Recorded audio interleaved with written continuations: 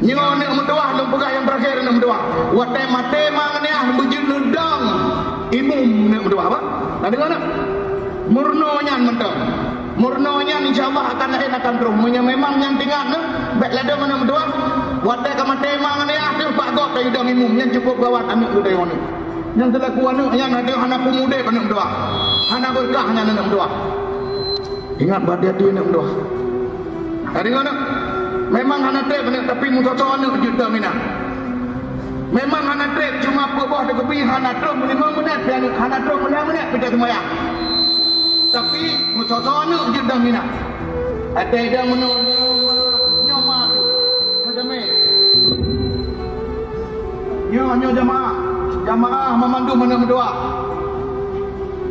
Nyo jenazah mang ayah tu. Wadah tada nyo urung cukup ramai ikut. Menyuruh hidang nikah anak berdoa, anak berkah udah kata ada. Nyo salah sabah pintu berkah anak berdoa anak berkah. Kok le jenau nayang anak umit nayang melintas dan melingkar mangalah hidup pada kau je hidup. Anak semayang anak ku kena dingku. Kena dingku semayang. Dia buat dia sini. Minimal wadah matema ni ah dipujud tadang bak jenazah anak berdoa. Bujud dah semayang jenazah anak berdoa. Anak guna tak hidang doa. Nyo nak pegah beu. Allahu akbar. Bismillahirrahmanirrahim. Alhamdulillahirabbil alamin. Arrahmanirrahim sampai selesai.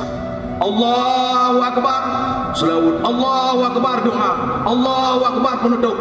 Assalamualaikum warahmatullahi. Assalamualaikum warahmatullahi. Allahu akbar. Tapi mutatawana kinan dang berdoa.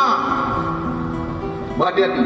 Semoganya puji pelajaran anak berdoa, baik rintangan dan halangan apa-apa, urang kata puji ke sabab anak yang soleh dan solehah. Amin amin ya rabbal alamin.